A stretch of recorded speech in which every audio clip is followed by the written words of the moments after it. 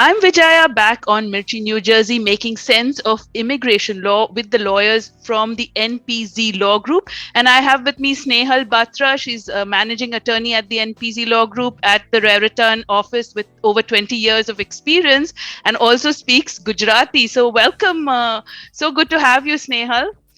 Thank you so much, Vijaya. Very happy to be here today. Happy to have you. And of course, let's talk about the I-864, which is an affidavit required for most family based immigrants and some employment based as well, intending immigrants to show that they have adequate means of financial support and are not likely to become a public charge, right?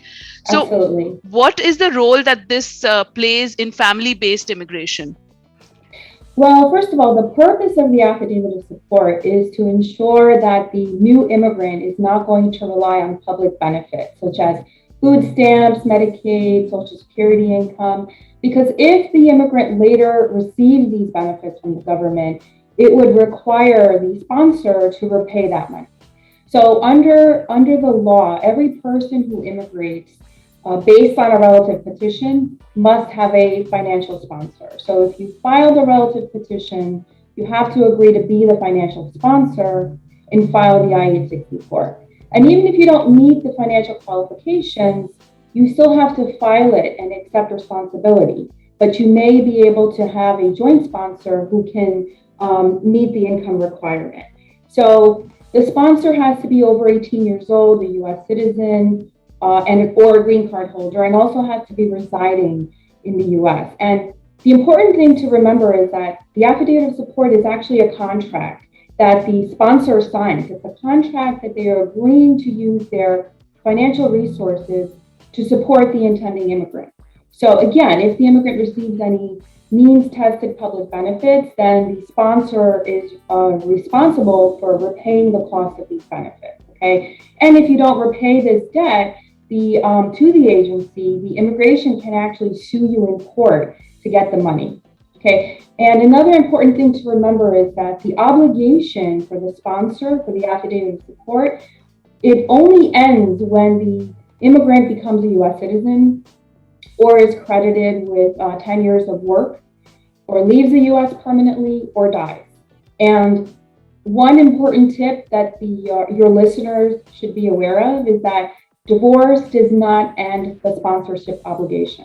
Mm-hmm. So, for example, if you have a U.S. citizen that is petitioning for their spouse, and later down the road the parties divorce, the petitioner who filed the application and signed the affidavit of support is still on the hook. Okay, mm-hmm. So that's an important thing to remember. Mm-hmm. Okay, so basically, the affidavit of support, of course, involves filing the I-864. You also have to submit your tax returns and proof of your current employment. And in terms of the income requirement, you have to show that your household income is equal to or higher than 125% of the U.S. poverty level for your household size. Okay, and your household size includes yourself as a sponsor, your dependents, any other relatives living with you, and the immigrants that you're sponsoring. So let's just take a very quick example. So for instance, if you're a U.S. citizen filing for a mom, let's say your mom is back home in India, you're petitioning for mom, and you live with your husband and 2 children, your household number is 5. Okay, 4 people in your household plus mom. So for 5 people, the income requirement is $50,737 annually. And again, if you're not able to show this, you can include a joint sponsor for the affidavit of support. Mm-hmm. Well, thank you for that clarity on that. I think that would resonate with a lot of people out there. So thank you. With a reputation for legal excellence and responsive client service, the business and family immigration law firm of NPZ Law Group represents clients throughout the United States and around the world. Seek their advice today by logging on to visaserve.com or just call them at 201-670-0006. Keeping track of the law, immigration law that is, with the NPZ Law Group. Back in a few minutes, lots more to come. Please stay with us on Mirchi. It's hot.